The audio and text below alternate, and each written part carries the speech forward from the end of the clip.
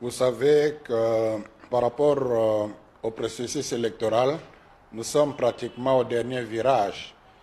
Je compare le stade actuel du processus à un avion qui s'apprête à atterrir. Et l'atterrissage est une étape du vol qui demande trop d'attention du pilote et de l'équipage, et aussi de la tour de contrôle, et qui demande une grande connexion entre l'équipage et la tour de contrôle. L'équipage, c'est le président Kadim et ses collaborateurs, et nous sommes quelque peu la tour de contrôle. Donc dans cette dynamique-là, pour accompagner la CENI pour un bon atterrissage, que nous sommes venus échanger avec lui. Vous savez, la dernière actualité, c'est que la CENI a mis sur le site la cartographie électorale.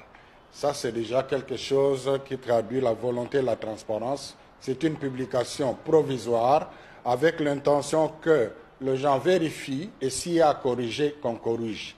C'est dans cette dynamique-là que notre mission d'observation est allée vérifier la cartographie et a relevé, ce qui est d'ailleurs dit clairement dans le communiqué, les erreurs. Les erreurs qui, du reste, a été reconnues, identifiées par la CENI avant même qu'on communique, il semble. Nous félicitons nos observateurs d'avoir fait un bon travail. Nous félicitons la CENI d'avoir identifié à temps ces erreurs et surtout d'avoir corrigé. Je crois que le plus important, c'est cette dynamique. Parce que là, on tend vers la solution de la crise de l'audit du fichier électoral. Si la CENI, pour la publication définitive, place la cartographie dans le site de la CENI sous un format téléchargeable et que nous vérifions, nous voyons que tous ces correctifs ont été faits, nous serons les premiers à dire clos les dossiers, doute sur le fichier électoral. Et vous savez que le fichier est perfectible.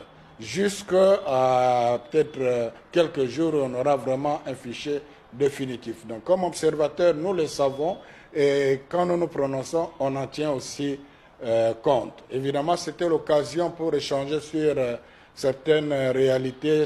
Vous savez, on est dans un environnement toxique. Vous communiquez, on vous interprète autrement, ainsi de suite. Là, par exemple, on a parlé aussi de la question parce qu'il y en a, on raconte que la CENI a commencé à enrôler de nouveau les gens, ceux qui n'avaient pas de carte, parce qu'ils remplissent le formulaire. Là, je viens d'apprendre qu'il y a distingué entre le F01 et le F06. Le F01, c'est le formulaire qu'on remplit quand on est enrôlé. Mais quand on perd la carte, on vient remplir, c'est autre chose. Donc, ce n'est pas un deuxième enrôlement. Et ça nous rassure. Donc, en conclusion, nous avons levé une bonne option. Désormais, la CENI s'engage à être transparent et à être ouvert. Nous allons travailler, on n'a même pas besoin de trop de communiquer, travailler avec elle et jusqu'à ce qu'il va afficher publiquement. Et puis, nous allons constater en toute responsabilité, parce que nous avons besoin de bonnes élections.